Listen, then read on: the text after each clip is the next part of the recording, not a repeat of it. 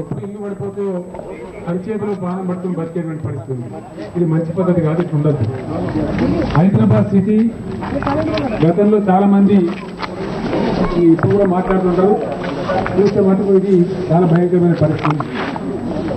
ఈ పరిస్థితి మారాలి సిటీలో. మీరు అదృష్టవంతులు, ఎందుకంటే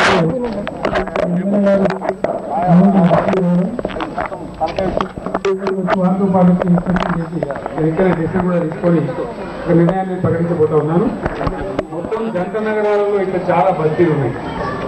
అన్నమో రామచంద్రాన్ని పల్లెటూళ్ళ నుంచి అక్కడ భూములు లేక, వసతులు లేక, ఉపాధి లేక ఏవేవో పనిచేసుకొని బతుకొచ్చుకొని హైదరాబాద్ వచ్చిన పేదలు చాలా మంది ఉన్నారు మన హైదరాబాద్ గారు.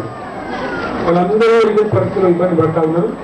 అనేక చోట్ల పెద్ద పెద్ద లక్షాధికారులు పోలీసులు కబ్జాలు పెట్టినా వాళ్ళు రెగ్యులైజ్ చేస్తారు. కానీ పేదలు వేసుకుంటే వాళ్ళు బుల్డోజర్లు పెట్టి కొలగొట్టడం, వారికి తరిమేయడం, పెద్ద ఎత్తున పోలీసులు రావడం అన్నీ జరుగుతూ ఉంటాయి. ఇప్పుడు ఈ ప్రభుత్వంలో తెలంగాణ రాష్ట్రంలో ఆ పరిస్థితి ఉండదు.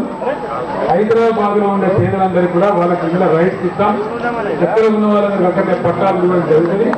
ఆ పద్ధతి ఇక్కడ భూమి కూడా 5 కాలం నుంచి మొదలు పెట్టమని మనం చెప్తా ఉన్నాం. ఇక్కడ అమ్ముగూడ, పార్టీ బస్తీ, సుభాష్ చంద్రబోస్ నగర్, ఈ భగత్ సింగ్ నగర్, తర్వాత ఐటీఎస్ కాలనీ, ఇంకో 4 ఇల్లు ఉన్నాయి. వీటన్నిటికీ కూడా మీకు మంచి ఇల్లు మంజూరు చేస్తున్నాం. మీరు ఎవరు కూడా బ్యాంక్ లోన్ కానీ మీరు మార్జిన్ రూపాయలు కూడా కట్టాల్సిన లేదు. 100% ప్రభుత్వం మంజూరు చేస్తుంది. రేపటి నుంచి ఇక్కడ అధికారులు అధికారులు మొత్తం సర్వే చేస్తారు. వాళ్ళ మార్పు ఎందుకంటే జంట నగరాల్లో ప్రజలకు ఈ ప్రభుత్వం ఎట్లా పనిచేస్తుంది, ప్రజల కోసం ఎట్లా నిలబడుతుంది చెప్పడానికి ఈ ఆదర్శ కాలనీ లాగా ఒక మోడల్ కాలనీ చేస్తాం.